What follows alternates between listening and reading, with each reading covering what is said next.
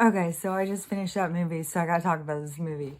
It was the one what I said had Gwyneth Paltrow when she was younger, Matthew Perry, Robert Ulrich, had Annette. What was her name? I think it was Fabergé or something like that. She used to be in so much stuff a long time ago, and anyways, I just finished it and I was just saying, I'm not sure. This dad is just weird. I don't know where this is going. Oh my God, it went somewhere where I wasn't expecting, that's for sure. But it's so much about the kind of stuff that we were dealing with during this past age, and why it was significant, why souls went through some of the experiences. So in this guy,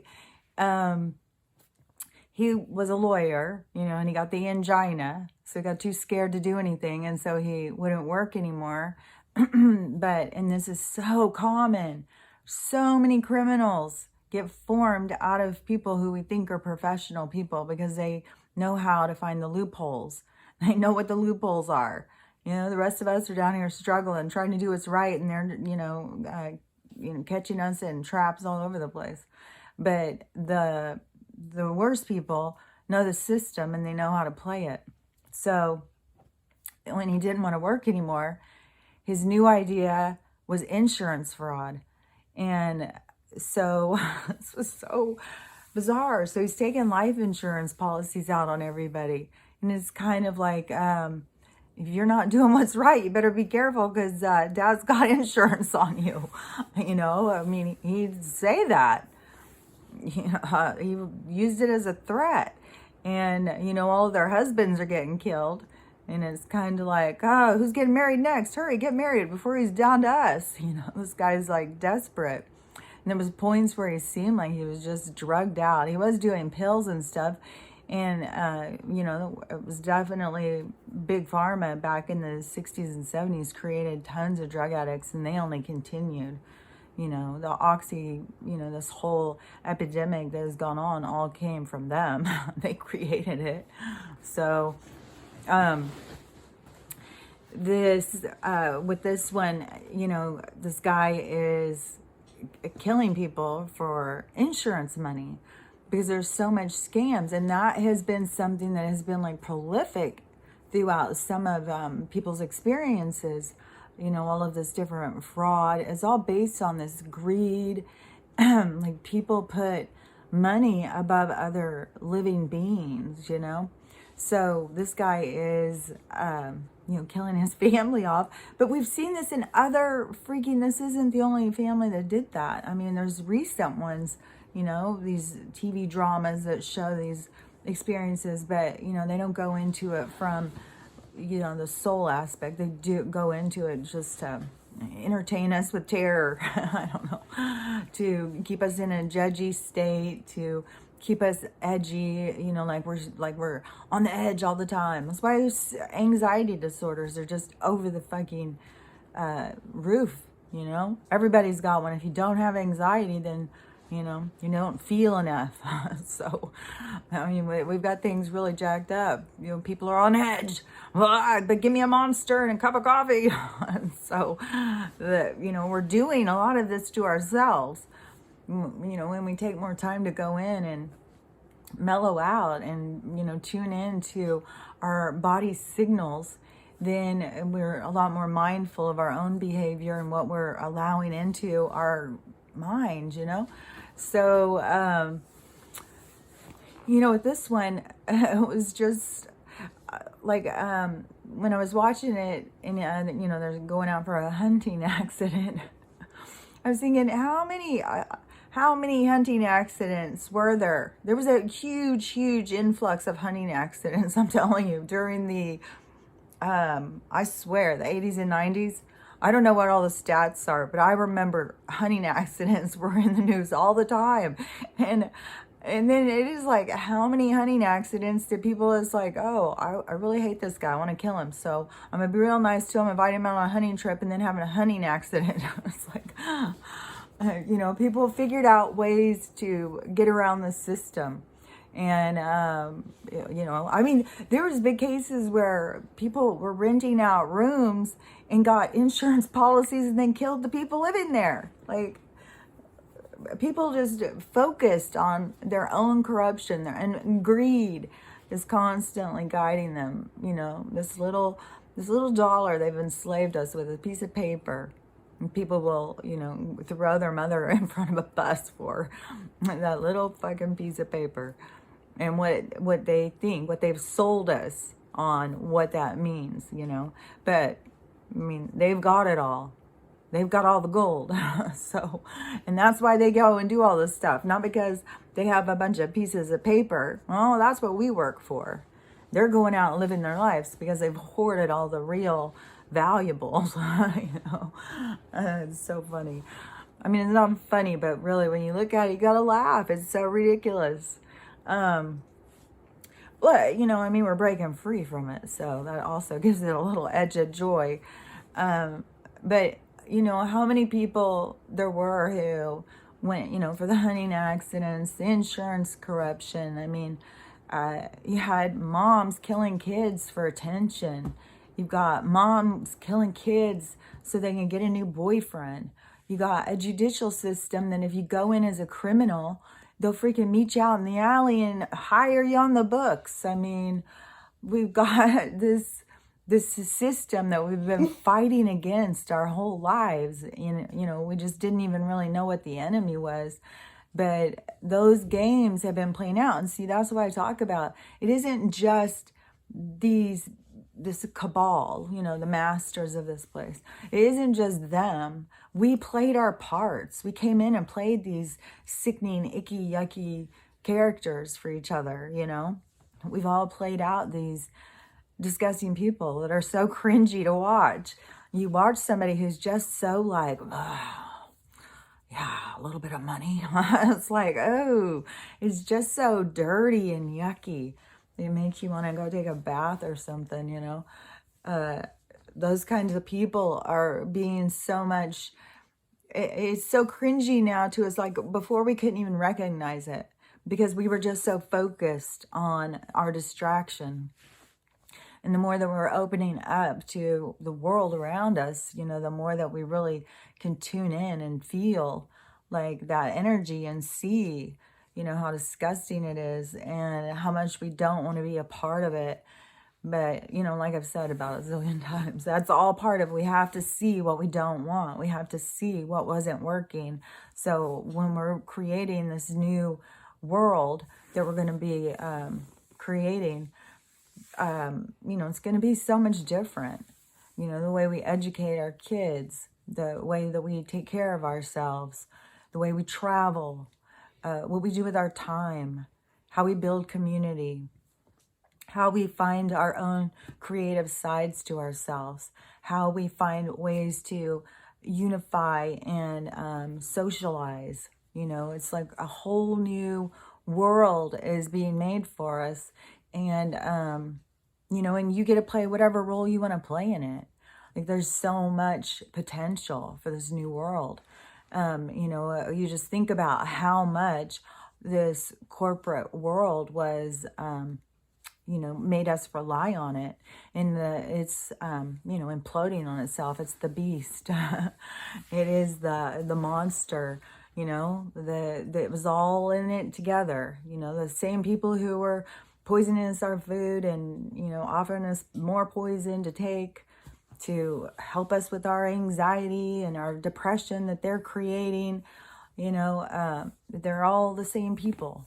So all of this stuff will be ending, all of their avenues, all of their paths to us, all of the ways they had to infiltrate our lives. Those are all ending. And they end for each person as you recognize it. As you recognize the infiltration that they've had into your life, that's when your relationship stops with each thing. And that's why I said it's very individual how this is going down for each person. But each thing that comes into you and then you see it and it's like, no, I don't want anything to do with that. That is your end of that part of the system. You've pulled free. You've seen it. You recognize it, you know, you don't want any part of it. So that is you pulling free from it. And, you know, there's a whole bunch of them. Like, you know, they just had infiltrated every single bit of our lives. They made us dependent on not thinking for ourselves, dependent on their wisdom and knowledge to direct us. You know, and they were even going in they were going in further. Like the thing with navigation and timers on toothbrushes. And I mean, they want us to, you know, just not think for ourselves at all. You know, they've got that experiment going, but they've also got the one, well, we don't know if that's going to work, so let's just wipe out about, 17 out of every 18 of them. Like, these people are desperate. They're desperate for control. They've lost it. And, you know, it's a celebration for us because everything they lose, we gain. And everything that they are doing, you know, there's nothing they can do to fix this. You know, it's all just playing out so we can just keep seeing it. So we can be like, fuck, god damn. But all of the things that they had, you know, made us dependent on them for, that's all open invitation for people now, you know, to start creating. Like, this is the time to create your small business, and we don't have to go in big, you know, and try and get a corporation to buy us out so we can go live on Easy Street. No, this is going to be, you've got something that's so magnificent that you are going to create it. You're bringing it for others to share. You'll make money for the appreciation of, you know, having this product of quality that we're not even used to, anything like that. Jesus Christ, we're not used to quality at all. That's going to be that's right there. That's going to be such a mind-blowing experience for us all. Oh, something that lasts? What? And so, you know, those people who are doing that, but it's coming from your heart. It's coming from a place of joy, not coming from a place of like, how can I make money? How can I make money? Scheming all the time, you know. That's how they got us to convince, like, you know, what we all started thinking like, well, there's no way to get ahead. I guess you just got to steal.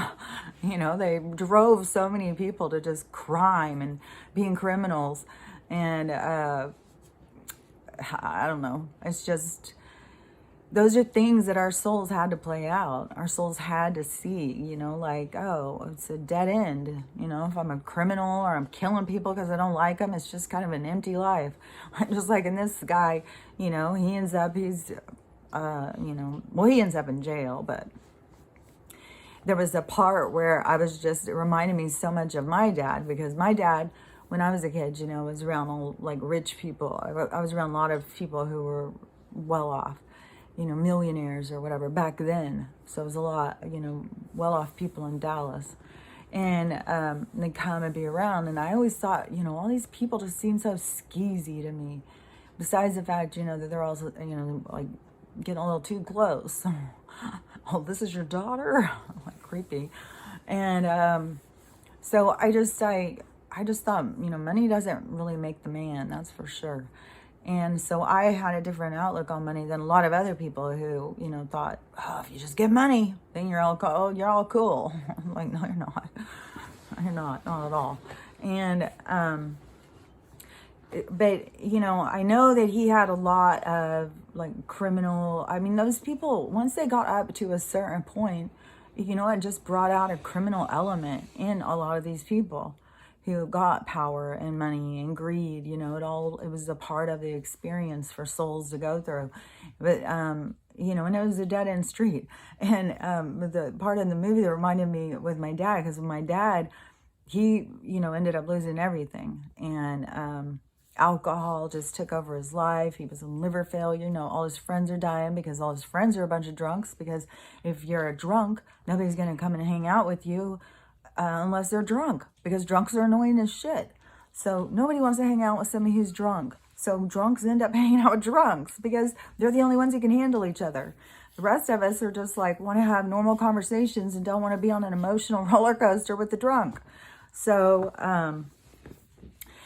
you know, they get themselves in this position where their friends are all dying off because, you know, poisoning yourself daily, all day long, is killing your insides, and you know, the people all start getting sick and dying at young ages.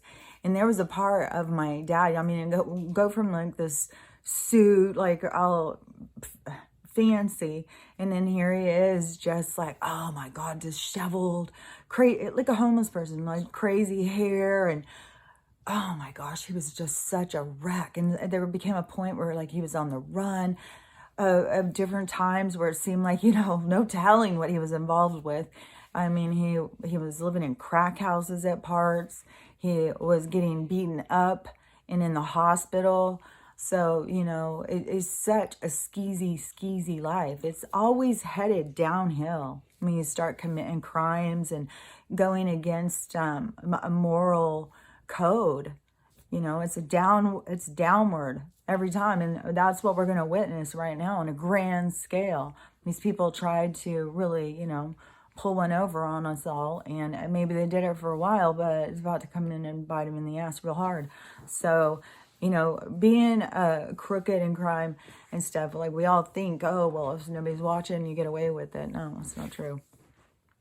The world, the universe will set you straight because it's your soul is, you know, showing you. You're here to learn. You have to see, you know. So, yeah, there's a lot of bad stuff that happens to people who think they can get away with shit. And it's to set you right so you can see, you know, you can't get away with shit. And we all think like it has to be our idea of justice and stuff, but you know, the soul justice is bigger than just like going to jail. You know, going to jail, people can go to jail and never even face their crime. Soul justice, you face your crime. You can't get away from it. And what we consider to be crimes isn't a crime for a soul. So it's a completely different thing. You know, it's much more about like energetically what you're putting out there. Because you have to keep it in balance. Because, you know, you're going in and you're doing soul contracts all the time, you know. It is so the karmic debt isn't just like yours. Like I talk a lot about this stuff earlier about the, you know, karma, karmic debt is more of you have to put things straight and in balance. So we think of it as kind of like currency, I think, because that's kind of like how we understand this concept more. Like it's a currency or something, but it's more of like a balance. Like everything in nature and the universe is all based on balance. And that's why, you know, all of these experiences, they went out of balance and now it's coming back to go into balance. That's why everything's going to go back to us, and then it will have to still go back into balance. But that's all about, you know, the cycles and stuff of nature. So, you know, when we just can understand that there's cycles and our souls come in to experience what happens in those cycles. So, when, what was I going to say? Dang it. So I always start getting too many thoughts in my head. Go too many directions and it's a crash.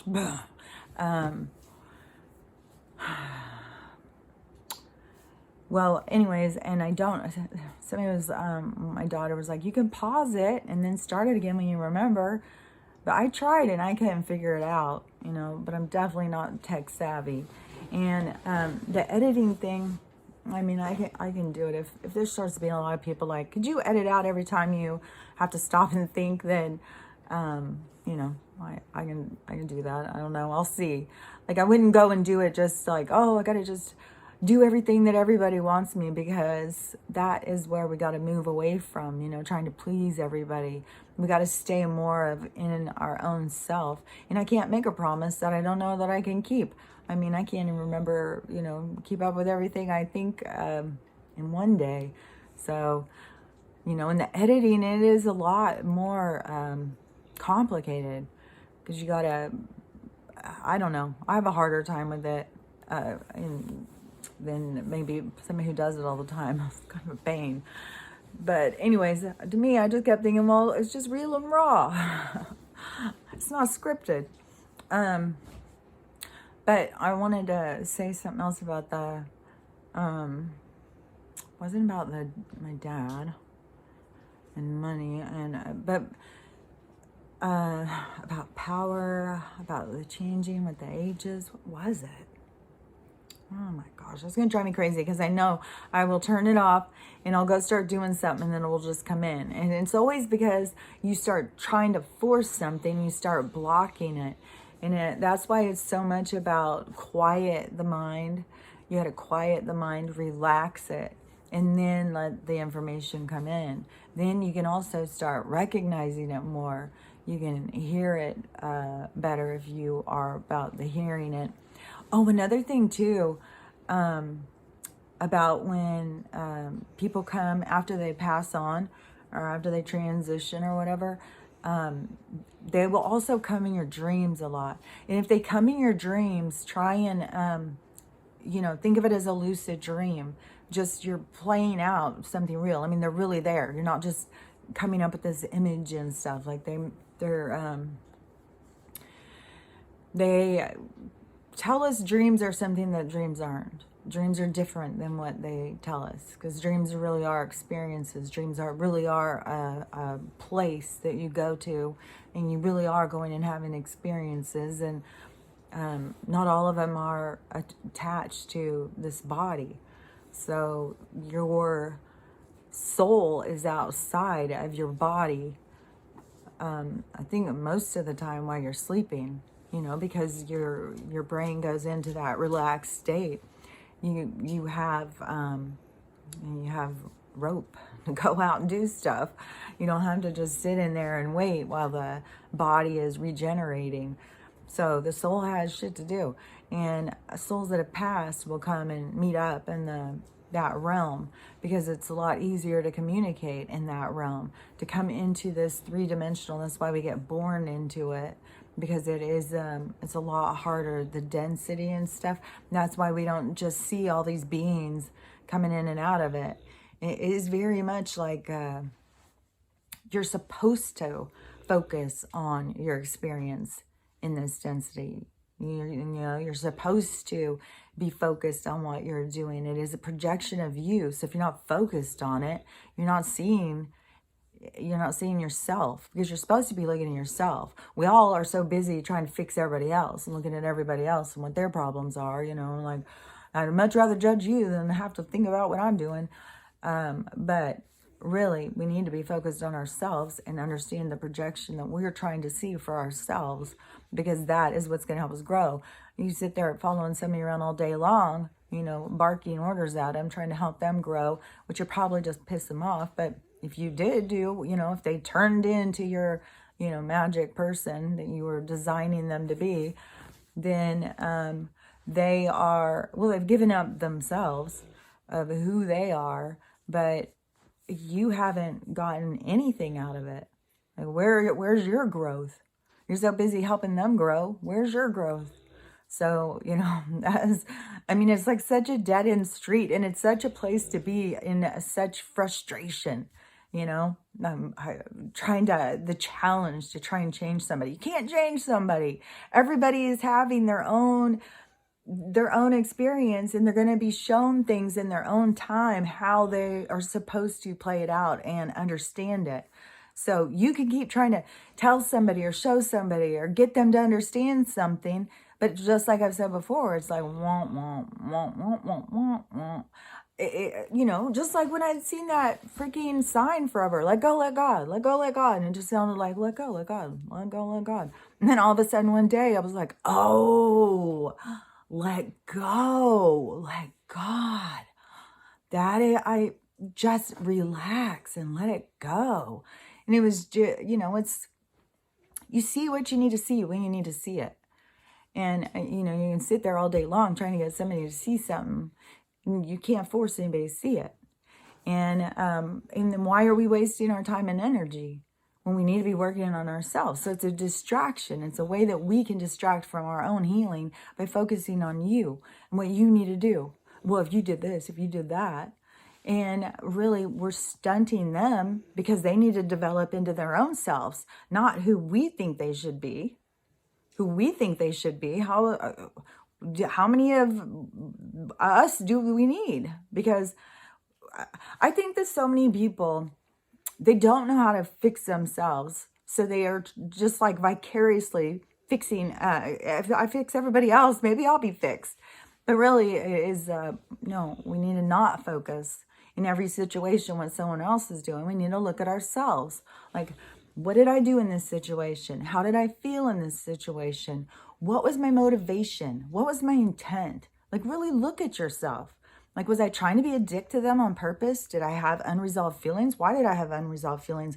What in me? Were the feelings with them? Or are they just all so ingrained in me that I don't even recognize when they're coming up? You know, those are the things that we need to be more mindful of, because that is what helps us grow. It doesn't matter about everybody else. That's just a distraction. That's a waste of our time and our energy. And, you know, also when I was speaking about the energy and stuff, is because energy can be so manipulated. You know, you can move energy without the right intent.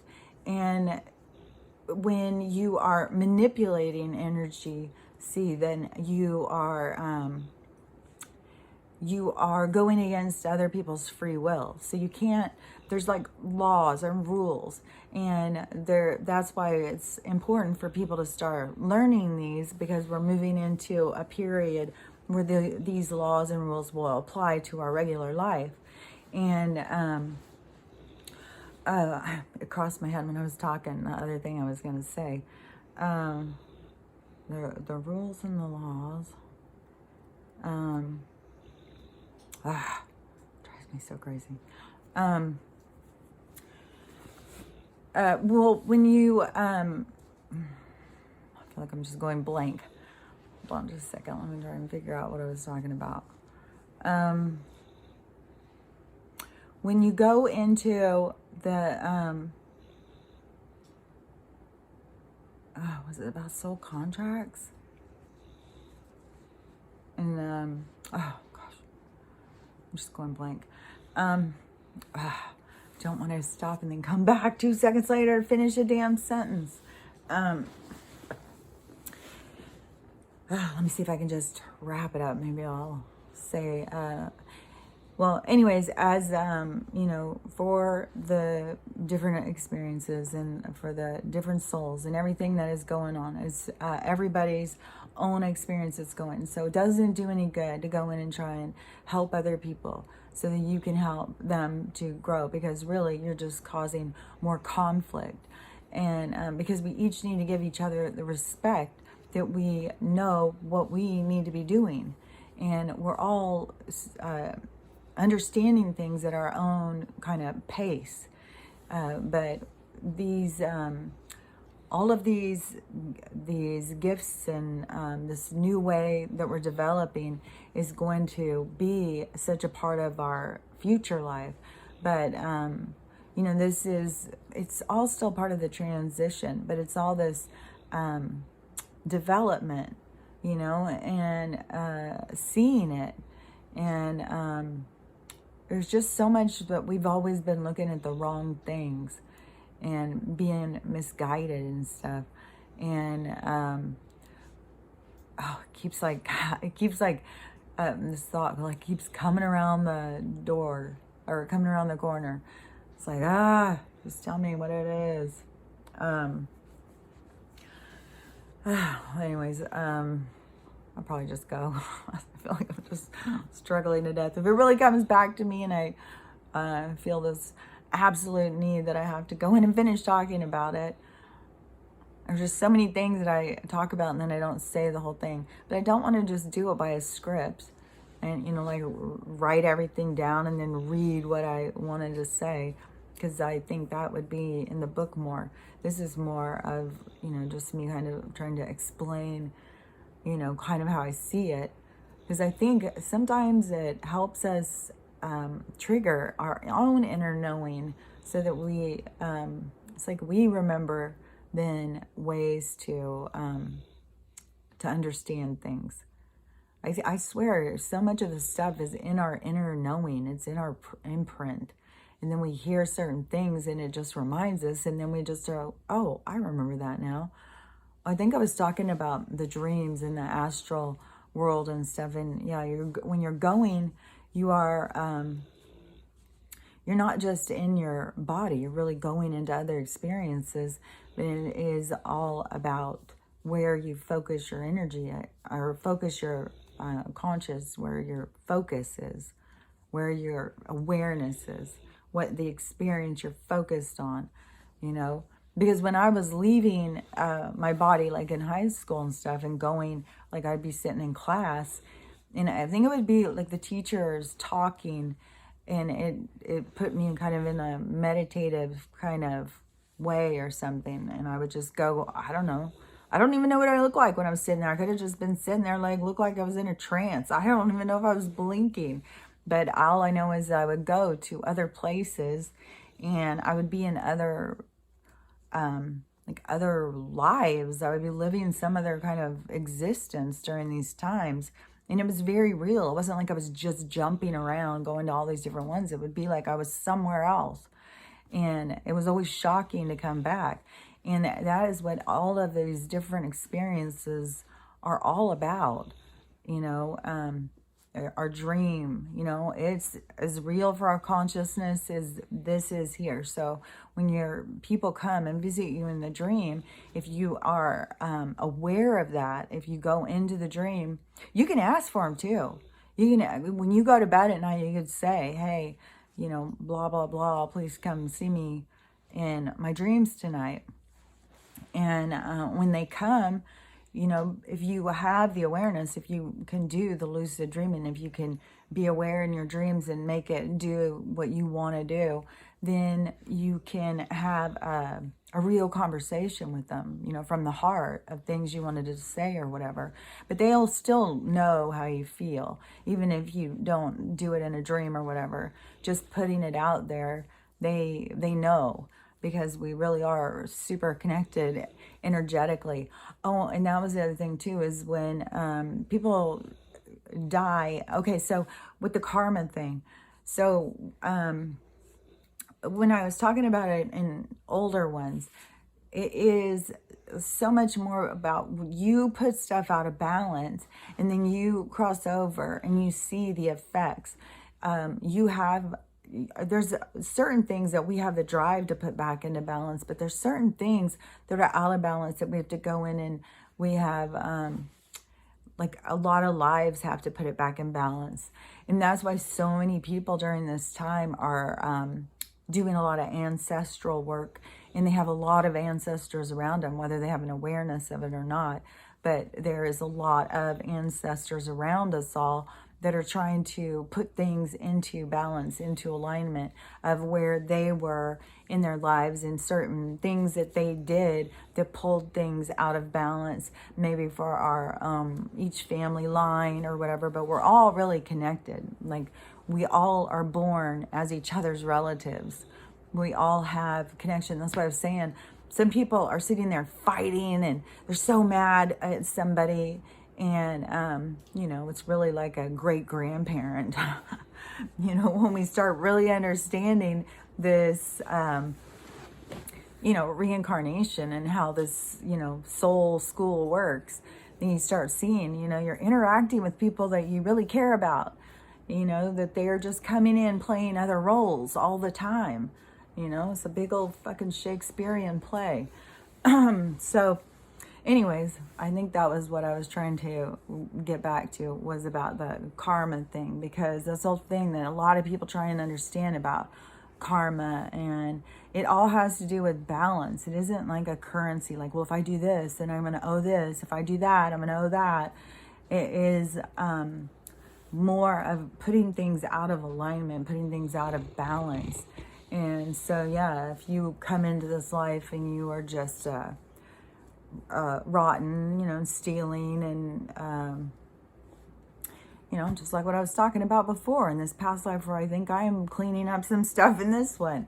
You know, I was one of those like rotten people who used people and stuff, and ended up murdered over it. So, you know, putting that stuff back in balance, you have to put it back in balance. You have to shift the other direction. So it isn't it isn't like what some people think, but there's a huge responsibility when you come in and you're just going around killing a bunch of people. Then you go in and you see, like, there's just so many people that just don't understand that what this debt, or what it is really all about. Like, they think they can get away with something because nobody's watching. They think that they can just say, oh, in the name of Jesus, forgive me, and you get away with murder. And it is different than that. It's much different than that. And you are your judge. There's no judge over you. You are your judge, but you have a lot of morals. You're just, if you don't understand that, you're just really cut off from yourself, because you have a lot of morals and you'll judge yourself. You'll be disgusted by yourself. And you will feel judged by others, I guess. Depends on how connected you are to yourself, I guess. I don't know. But anyways, I think that was everything I wanted to say. So I did get a long one in here too, but I did want to talk about that movie because it was like, this is so, the white glove thing, the angina thing, the super patriarch, like, I'll kill you. Do what I want or I'll kill you. Just this control and power and we have shifted so much out of that.